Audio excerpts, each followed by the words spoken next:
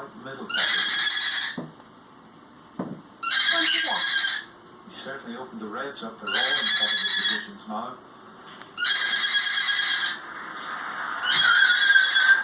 There's a lot of pressure on this rest of the centre. If he gets it, he knows he should win the match.